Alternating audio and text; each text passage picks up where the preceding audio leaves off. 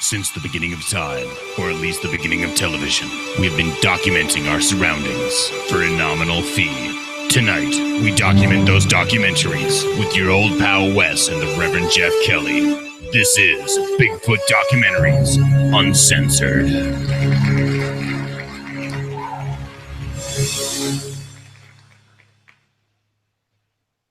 Hey, this is Matt Knapp, and you're watching the Squatchers Lounge with Reverend Jeff Kelly and crew, because you're a fucking loser. Oh, come on, Matt. It ain't quite that bad. Welcome, everybody, to the Bigfoot Docs Uncensored. I am your host, indeed, the Reverend Jeff Kelly, and I can't get my hat to sit right tonight, but we'll figure it out before it's all over. With me, as always, is your old pal, Wes Lossner of WesLossner.com. How you doing, buddy? How's it going? How's everybody doing tonight? We're doing that thing, talking about ancient mysteries, Bigfoot, with none other than your host and Mr. Spock himself, lived long, and well, he didn't live too long, but he definitely prospered, Mr. Leonard Nimoy. Dude, is he like a pimp or what, man, with that friggin' with that turtleneck and that great coat, dude? Oh, dude. You know what's funny about this? This is one of the later documentaries in 1994. So this is like even after Harry and the Hendersons, because they actually made a comment to that as well. 2 decades after hosting In Search of, Leonard Nimoy returned to television with this similar theme series that originally aired on A&E. The series took a look at various mysteries across the world and featured Nimoy and his excellent voice, just like the Reverend Jeff here, serving as narrator. Each episode would tackle a new subject and would feature any video or audio evidence that's been captured. And there's also interviews with experts, witnesses, and of course, non-believers. That's kind of what this one finally brought up to the attention that none of the other ones really had. This was the first time that we kind of ran into poo-pooers. So let's get it started, Wes. Let's talk about the beginning of the show. Where do we start out on this one?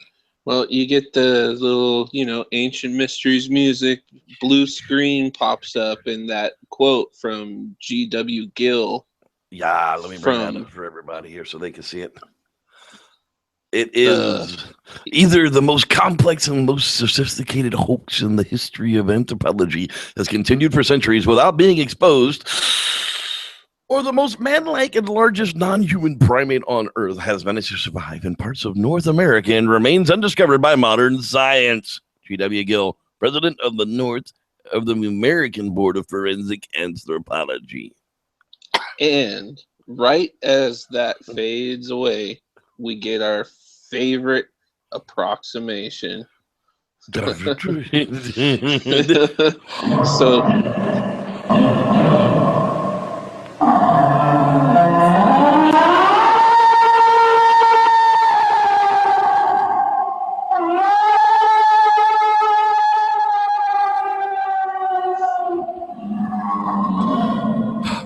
sorry, I had something stuck in my throat there for a moment. It's all good. Bad tacos. Good tacos, homemade tacos, yum yum.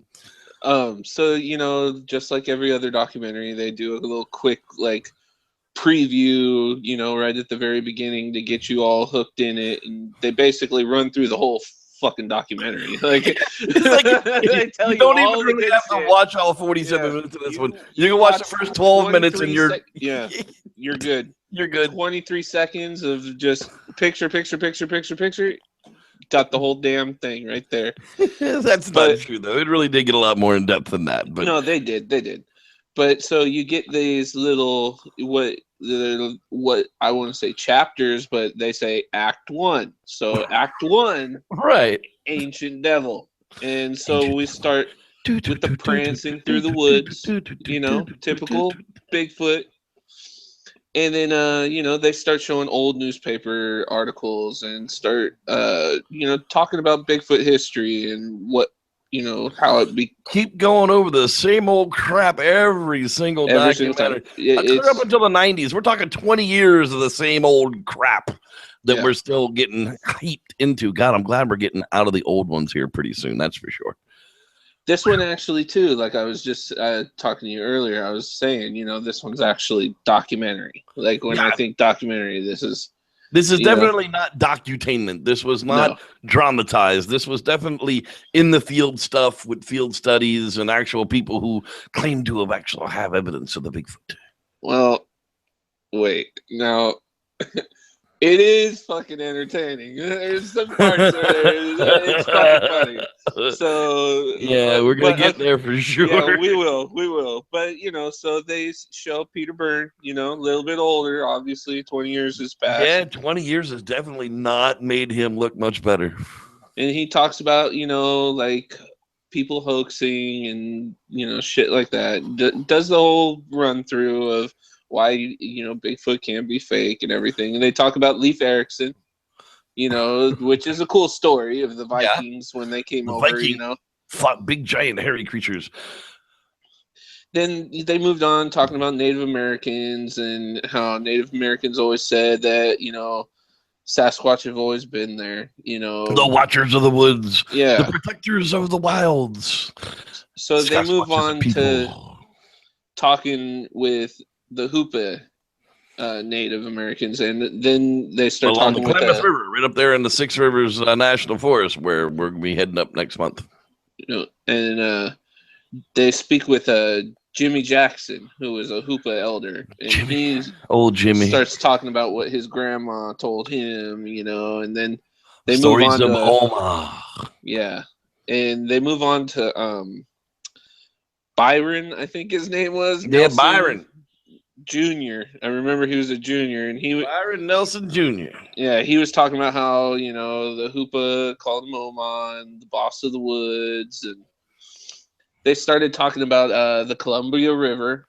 So we've hearing this river again, and then they start talking about how the Native Americans had those ape carvings, which I think are pretty fucking cool. It does look like a fucking monkey, right?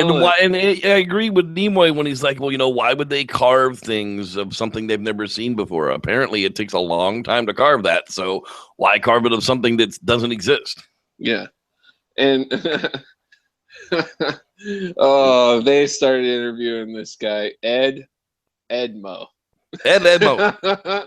And he was just he's an adorable little old man Indian, with his little braids and his big old glasses and everything. But Edmo, they put a little title under everybody's name and everything, and they put storyteller. Yeah. So, and I'm like thinking, it's in my notes right here, like, duh, like, because he starts talking about stories and shit like that. So, okay, put it together there. But they start showing this lady showing that Bigfoot basket, and with that little picture of the little squatch on it she thinks it is, and they talk about more Bigfoot stories, and they talk about how E. Walker wrote about Biggie. And I don't remember what the hell that story is, but then sadly I don't either, so it really must not have been all that important. It was written really small, so people, I apologize. Hey, we're really trying to get through these for y'all. It's not easy at times, believe me. Really. But so then 1884 near Yale, British Columbia.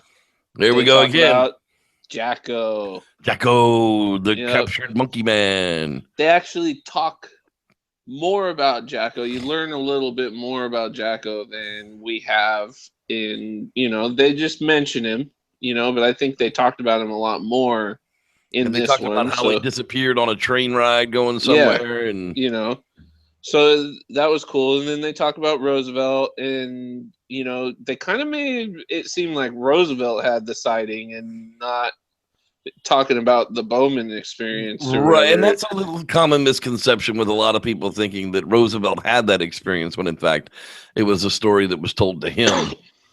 Yeah. After that, that's the dude who got all busted up, and they left his fucking ass there dead. 2 trappers go in, 1 trapper leaves. Trapper dome, nobody really knows what happened to that dude, but man. So they move on, and they start talking about the Jerry Crew prints, and Jerry Crew, he know what to do. Boy, Tommy Ambrose, be proud. We love you, Yams. So then they break into Patterson Gimlin, right? But then breaking news 40 years ago. Right. Act 2. Evidence. Evidence. All right. Oh, So in my notes, Patterson Gimlin, motherfucker. So obviously they are going to talk about this, and every documentary is going to talk about this. Because even after almost 30 years, no one had proven that it was a hoax. Even though digital manipulation had increased fivefold by then, and people were still analyzing it and looking at it and trying to figure out, well, it's got to be a dude in a suit. It's a dude in a suit, right? It's got to be a dude in a suit because these things don't exist. If these things don't exist, it's got to be a dude in a suit. And no one had still proven that it was a dude in a suit. So here we are, 1994, and Patterson Gimlin is still holding up. Yeah. Well, I mean, look at those psychometrizing computers they were using. We'll go psychometrize this for you real quick in my computer. Yeah. Here from 1972 with punch cards and 4K of memory. And don't be fooled, because it took me to the third time that I watched this little documentary here. And when they're talking about the Patterson Gimlin footage, you hear Bob Gimlin start talking. And then what you think comes in is Patterson talking. However, it's just from another episode from a different show where they pieced in Gimlin talking again. And it sounds like two separate people. But if you hear, and I remember, it's one of those early. It's just two different interviews from Gimlet in the same episode. Yeah, and the audio is specifically different. Yeah. I for a second was like, "Oh shit, was that Patterson?" No, Patterson was dead long before '94. He died in '72. Yeah. So, well, see, both of the times they played him, talking, they were from different shows from before. But then Grover, the pimp Krantz, Grover the pimp Krantz, here comes in with his, and I just have Giganto, blah blah blah blah blah, Giganto, blah blah. Well, this was the first time that we see him talking about the look back and the problem of the chin. It's like me. I have the same problem. I can't look back like that because my neck doesn't work that way. I literally have to turn to look back, or I have to put my head back and look over like a fucking monkey. I'm not happy about that, but that's because I've got an injury. Patty did that because her freaking chin ran into her shoulder. So it's from an injury. You're not like, what was his name? Cantrell that says he's I'm not part Sasquatch. That is correct. Are you sure? I am not claiming to be part Sasquatch, although I'm sure there's 3% unknown origin in my DNA as well. I don't know. You're kind of squatchy. All right. So then they talk about, the features of Bigfoot, and they start showing pictures of, since we're talking about you being squatchy, let's talk about the Bigfoot features, being hairy. And they just showed a bunch of different diagrams and drawings, of body parts and from what people saw. And then they get into like every documentary that's talking about Bigfoot, they go to their Yeti experience. Which I never understood. Yeti's got nothing to do with Bigfoot. Yeah, but they always say, but they always well, back then they were still not understanding that. They're thinking that it's got to be the same creature just worldwide. And why? Because gorillas live other places than the mountains? No, not really. There's the lowland gorillas, but that's about it. Yeah, and so then they talk about, from that, they talk about prints, and then they start talking about how more recently people, they ended up talking about cripplefoot and how the dermal ridges, and like, I mean, basically you're getting the same, this is the only one I remember talking about dermal ridges so far. But yeah, we kind of skipped from 70s to 90s. Yeah, we got to find some in the 80s. We'll get back to that. Oh, no, we will. Yeah, they are. This one popped up. But, I mean, with them talking about dermal ridges, that's like, the first I hear, so far. So, like, they got into that. And then they just kind of, like, started talking about this group's out looking for Bigfoot. They found hair. They sent it to this Dr. Brunel, I don't but then he got some kind of, results from his psychometrizing. It's a computerizer 5000 with the expo and the turbocharge. Yeah, come on, dude. And then it's like human, gorilla, chimp, something, but different characteristics or whatever from all of that, Here, hold on. Let me check my computerizer 10,000. Hey, Yeah. let's take a quick break and talk about the art of the week, dude. Holy crap. This thing is amazingly freakish. Tell me about this thing, dude. The Greys are going to snatch this baby. I feel so bad for it. But is it a human hybrid? We don't know because we can't see the baby. Tell me about it, dude. What's the name of this piece? It's called Genesis. I have a guy that literally has bought every single one.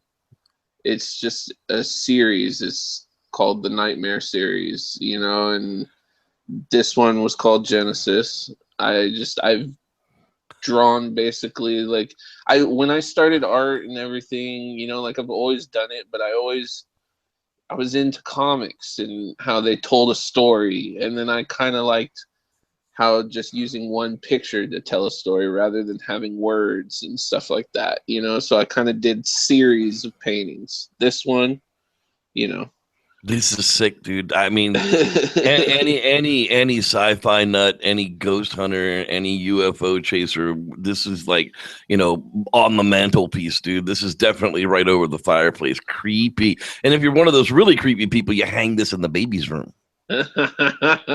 Yeah. Well, you can find this piece out at weslosner.com, where there's a big ass sale going on. Tell us about that big ass sale. Yeah, I went and chopped a big chunk of money off of every single painting, just trying to get these Make it ones affordable sold. for people, man. Yeah, definitely. Yeah, So you can get some new artwork made.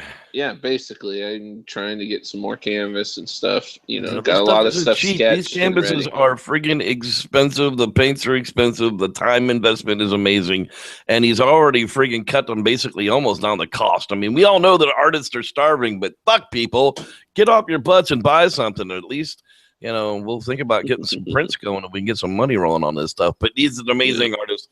WesLosner.com, dude. Go out and check that out. But let's move on to more ancient mysteries. Bigfoot. Oh, holy crap. There it is written in my notes. You'll know what I'm talking about right now. You get the wailing howl, the approximation plays, right. And I have what the fuck written right there because wasn't the approximation an approximation of made for man or beast? Yeah, and they talk about how they analyzed it. Yeah, and it's definitely not a man. Definitely not a man. Come on, Nimoy, you were in a documentary that made it. No, Nimoy was not in Man or Beast. Oh, sorry. But Man or Beast was around long before Nimoy made this documentary, so you should have known. Yeah, you should have. Boo on your producers. You didn't look very deep. That's right. Yeah, damn it. But so then they start. Oh yeah, this is what we were talking to. This is funny. This is one of the documentaries that just kind of just goes hoax. And they started showing pictures that people have tried to play off as Bigfoot, and I just have it written. It's just funny because the little typewriter comes typing out, all the pictures, information, and you just get hoax, bear, hoax. Unknown. Stump. Yeah. It's horrible. It really, really was. Oh, man. And so, Act 3, Contact. Oh, this is where we get Mr. Whiny. Yep. But first, call 1-800-BIGFOOT. That's right.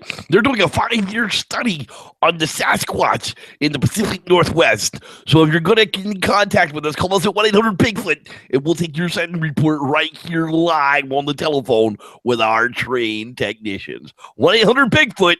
Don't call now. Yeah. And so they started talking about new search technology and showing them going through with the thermal. Yeah. And you know, they talk about Byrne and his history, you know, and Well, we think that we have a theory that the reason that we can't find the Sasquatch tracks are very, very elusive. The reason we can't find their Sasquatch tracks is because they hide them. Well, that theory didn't come along or stay along very long. yeah. And so, you know, he talks about not wanting to kill it, you know, like he always does. Don't kill it. Oh, that would be sad. Don't kill And it. No. I think it's funny that right after the 67 on his little computerized chart, right after 67, you see sightings of Bigfoot go. And so he moves into talking about migration. They have other people talk about it. You know, a few Native Americans pop up saying that they think they walk from California to Canada. And that's a long ass trek for no reason. And I mean, I can't imagine what you would find in Canada in the wintertime that you wouldn't find in California in the wintertime. I just don't understand what the trek from California to Canada would accomplish, unless it's like the gathering of the Squatch. Maybe they go up there to mate. You know, maybe that's where like all 10,000 of them come and have a giant powwow somewhere in the friggin' British Columbia mountains.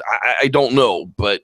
You know, that was just one of the theories. The Squatch from the Humboldt come with their bounty that they stole from. Yeah, and it's what I wanted to bring up too is they put a lot of faith in computers and shit back then. Yeah, dude, because it was like the thing. We hope our computer can answer this question. Like. What the fuck? That thing wasn't doing nothing. We're talking like a Tandy, we're talking like a Commodore 64 in 1994. Oh God. Yeah, 94 were like that was the 286. That would have been like Oregon the PC, Trail. Yeah, the PC clone 286, a megabyte of RAM if you're lucky. 7 1/4, 5.5 inch floppy, 5 1/4 inch floppy disks, them big square fuckers. That's what they're using. Yeah, I just even today I don't put that much faith in computers until people get it right, But because the jackasses are the one putting the stuff into it can't do it right. That's why the computer can't get it right. So then we get to my favorite thing. I like to see that this still happens in the 90s than it does in the 70s, and that's when they do their little play of Krantz talking about Bigfoot being in family groups and then moving to a doctor that's just like, bullshit. How does he know this? How does anybody know this? Yeah. If people are seeing Bigfoot, they're either mistaken or they're liars. Dr. Douche. Yeah, we will call him Dr. Douche. There's always a Dr. Douche in these documentaries. His name was Dr. John Crane, so if you want to be related to Dr. Douche, you can be like, yeah, cool. But anyways, they go on with their little bits, and Dr. Douche, he has his little say, and then Krantz comes in, talks about, the book and how Patty's footprint, was actually pictured 7 years before that, 7 years earlier. Byrne tracks were right. Byrne took that photo or something, and they figured that out, and they had this little revelation right there on the documentary. Well, it couldn't have been a fake. It most certainly couldn't have been a fake because I found the track 7 years before he filmed that animal in Bluff Creek. Yeah, same and then they talk size, about Bluff Creek like taking on the after so many years, they've got the Willow Creek, is taking advantage of Bigfoot. Willow Creek Lumber Company, sawmill, everything is Bigfoot. Hell, it's been Bigfoot since like the 50s, if I'm not mistaken. So this wasn't anything new for sure, but to them, Willow Creek was a big deal. Spent a lot of time on it. Yeah, and they have this fresh sighting called in to 1-800-BIGFOOT. Call us at 1-800-BIGFOOT. That's right, 1-800-BIGFOOT. A new sightings just come in. We're excited about it. Let's go check it out. Yep. So then you get Byrne, talking to the camera when he should be driving. Right. Fuck, dude, gonna kill some people. That's why they made laws about distracted driving, was because of Peter Byrne making Bigfoot films. And so he talks about their theory that they hide their traps. I'm gonna hide their tracks. We found scuff marks in the ground here, like something big right up the hill. You know, we didn't find any tracks, just large animal movements. I don't know why he sounds like a carny from like England, but he does. And then they found a log in the middle of the road, and they investigated. Big enough to move 300-pound logs without leaving claw marks. Claw marks are the important thing here, people. There's no claw marks, so it definitely couldn't have been a bear. Definitely couldn't have like fallen the fuck out of a tree and rolled there by itself. No, that doesn't happen in the woods. Yeah. So then they leave from that part, and they talk with this sketch artist, and he's drawing out different versions of his idea of Bigfoot, and then they scan up on this like alien. I have it, alien sad squatch. Sad squatch, big black-eyed, sad, scary, creepy thing, and almost like Puss in Boots from Shrek. Yeah, just real crazy looking. And then Act 4. Sightings. And then they start talking about October 12th, 1992, Scott Harriet, Daryl Owen. Good old Daryl Owen.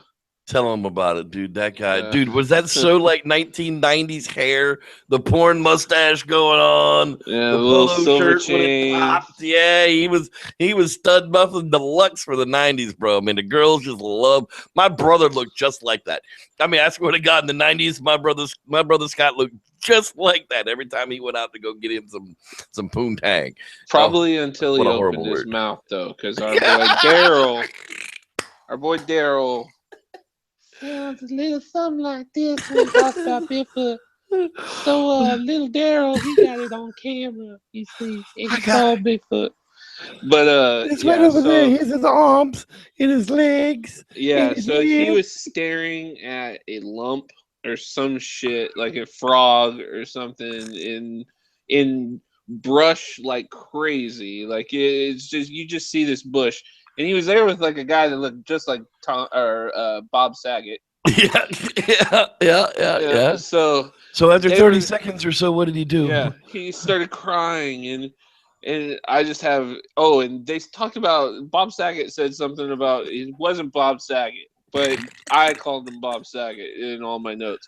But they said something about bright red eye glow, and I was like, "Oh shit!" Here we go. And did you use the stuff with the tiny scrubbing bubbles? They cleaned the bowl so you don't have to. That's where that show started to go with the scrubbing bubbles down the fucking drain. Yeah. Right? We started talking about the red eyes, dude. Yeah, so I have it written right there. They didn't see shit. And so then he tries like doing what all people do, and I hate this shit when you try to fucking outline the fucking Sasquatch in the brush and everything with your little pen. Well, this was pre-red circles. You know, they didn't have any red circles back then. They were red circle deficient. This was all just white line, but it's a contorted ass Bigfoot where its front of his body's over here, but somehow one of its legs is clear the fuck 15 feet away. It's downward facing dog yoga for Sasquatch.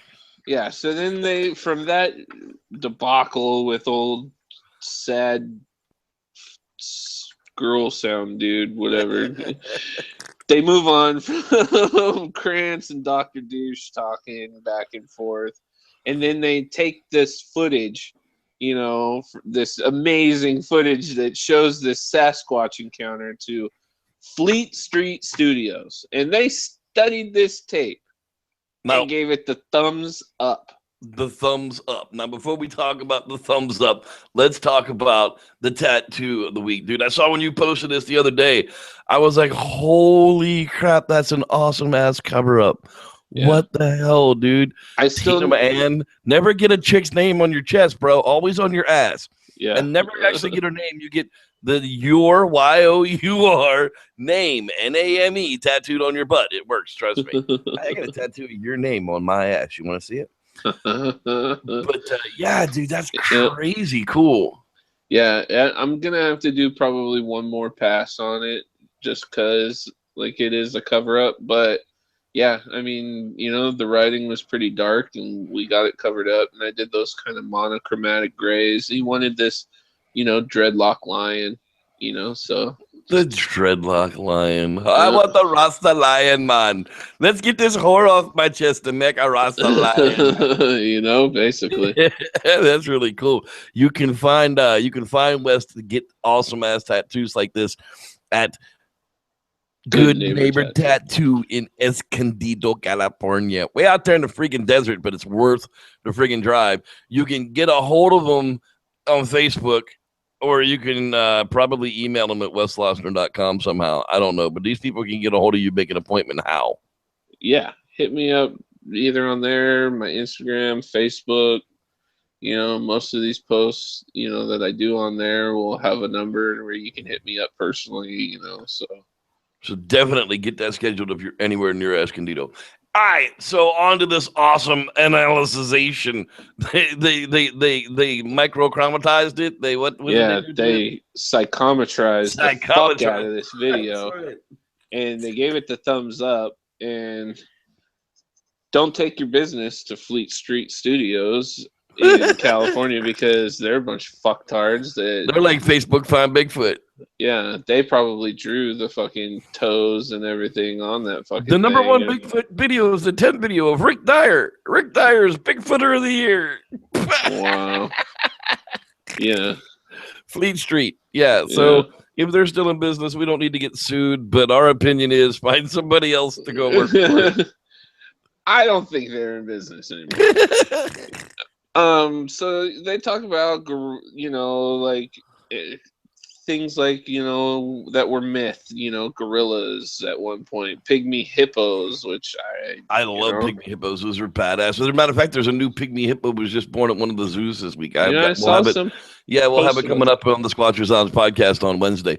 Speaking of that, on Wednesday night, there's a new huge announcement going to be made by David Batdorf, Dr. David Batdorf, scientist, and myself, about some opportunities for you Squatchers out there. So you'll want to tune in Wednesday night at 7, maybe 8 p.m. Pacific. It all depends on the situation, and you'll find out more about that then on youtube.com/SLoungePodcast. Now, on to the psychrometrizer. Yep, psychometrizing back to the notes. I see coelacanth, so they talk about that fish for a little bit. Dude, they talk about catching them things and eating them. Oh my God, I'd never eat that friggin' thing. Holy shit, no. Yeah, it's an ugly fish. Yeah. Does not look like food to me. No, yeah. And then they talk about how 73 aircraft at that time have disappeared and been lost and never found in the Pacific Northwest. I thought that was pretty interesting. Dude, it does happen. As a matter of fact, people go like across the Pacific Coast Trail and get lost, and like find plane crashes still today, and they like report in the tail numbers. They're like, "Oh, that was Johnny blah blah blah. We lost him in '78. Now we found him. Was there a skeleton? No. Well, somebody found him and dragged him away. Then probably an animal that ate him." Yeah. Yeah. So, then you get the trampling through the woods again, since we are in a Bigfoot documentary. And they do the whole, where's the body, and well, you know how many bears I found in the woods? Exactly after 25 years of looking in the woods, how many dead bears I've actually found in the woods? Exactly 0.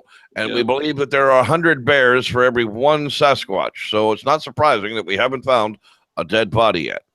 Dr. Goberkrantz. Yep. And then Act 5. Legacy, bitches. Yeah, the legacy, y'all. Holy crap. I mean, by this point, I'm like, can this thing just fucking be over yet? Yeah. It's really getting to be. It's only 42 minutes and it's still long in the tooth. No, it really is. The first and I blame the best. I blame Daryl. Daryl. That one. I couldn't help but cry. Yeah, I blame Daryl. Daryl, you screwed up this documentary, dude. My girl wants to party all the time. It's like Eddie Murphy's trying to do pop music, dude. It was yeah. Wow. So I don't know why it said Gateway, but I have Gateway written. And then it talks about Willow Creek. And they start talking about how Willow Creek has the most sightings in the world. And then what Willow Creek does actually have the most of? Alcoholics.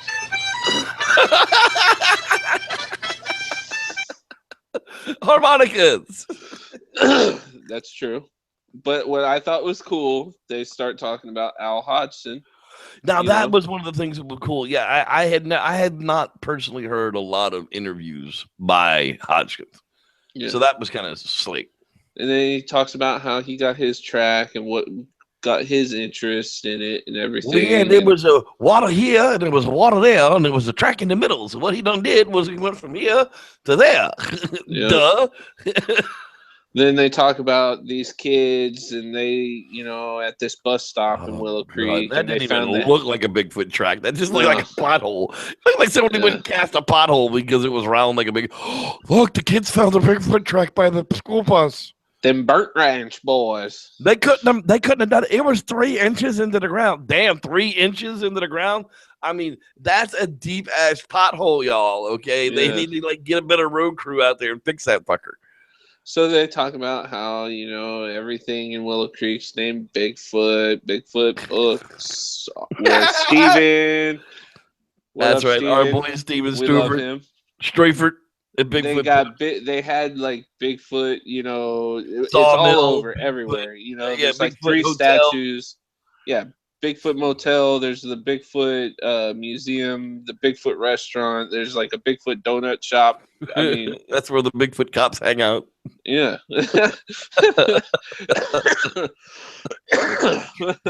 They talk about the Bigfoot Days Parade. Yeah, Labor Day every year. It's August. It's like the hottest friggin' day of the year in Willow Creek, and they're parading around in monkey suits having a damn parade. Yay, drugs. So then they start, asking residents, of course, do you believe in Sasquatch? Do you believe? Well, of course I do. Yeah, those guys. They make us money, so of course we believe in Bigfoot. Yeah, so then you sure we believe in Bigfoot, but that's just Elvis in a fursuit. The fire guy. Oh, wow. Yeah, so then they talk about, like Bigfoot in the media, Bigfoot on TV, Bigfoot in the movies, and they show, little bits and pieces of him being $6 Million Man, Harry and the Hendersons, and then they break from talking about that and they talk about Skamania County and how it's $10,000. Now it's illegal to hunt of Sasquatch in Skamania County, Washington, according to politicians who have passed a law protecting the animals from such things as human interaction. $10,000 is a fine and up to 1 year in jail. Like, really? Lock my fat ass up for trying to go squatching in Skamania County. Yo, you hear that guy Edwards? Y'all better watch out. Yep. So then they move to, I just have his name here. I don't have his real last name because fuck this guy. Craig Carpet Woo is what I gave his name. And he's a woologist. A woologist, that's right. And he's going to psychometrize it. Yeah, he psychometrizes his weird ass opinion and starts talking about Bigfoot, dematerializing and being magical and that's woo. Yeah, it's like woo woo. I don't, So then they, start asking every person in the documentary, does Biggie exist? And everybody's putting their 2 cents in, and then, everybody's basically saying yes or no, and credits. Yeah. I mean, really, like, and unlike the last episode, we were talking about Peter Graves, who actually went to these locations. Our boy Leonard Nimoy did voiceover work at a studio after the fact. Okay, so he wasn't bouncing around the country actually talk to these people like old Reverend Jeff here. Yeah, he likes to talk a whole lot about this crazy crap. Yeah, the credits roll, dude. It was just like, I felt a vote of relief over my. I'm like, I don't have to watch this anymore.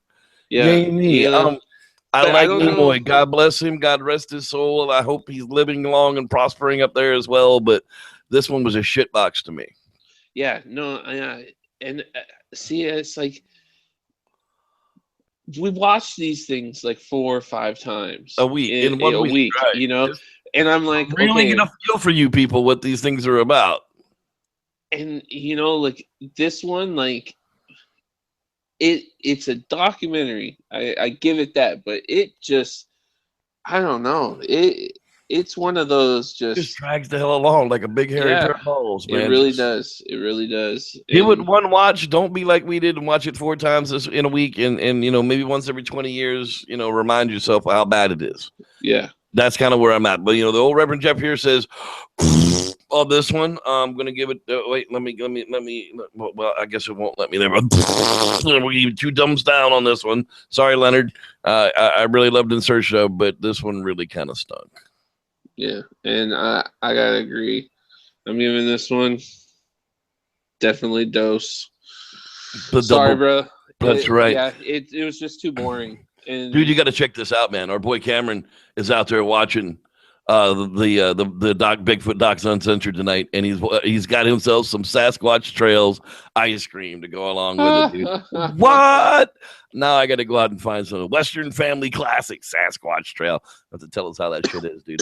Thanks for watching the show, Cameron. We appreciate it. That's gonna wrap it up for us this week, dude. Wow, we got our damn documentary breakdowns almost as long as the damn documentary, but you people just don't understand how much we really love you to go through all this crap. Wes, buddy, what you got coming up here soon?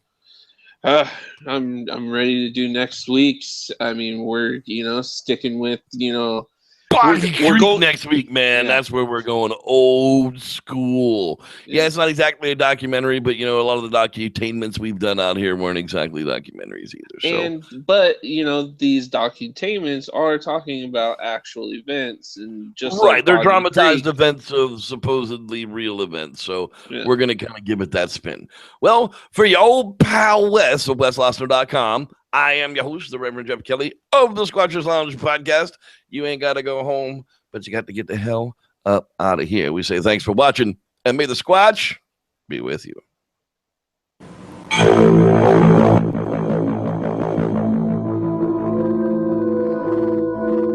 Jankest theme ever. Bigfoot is coming to get you. It's like one dude on the synthesizer. I think it's a Roland. He knows where you sleep. Sasquatch documentary is uncensored. Tune in next week for an all-new episode. May the Squatch be with you.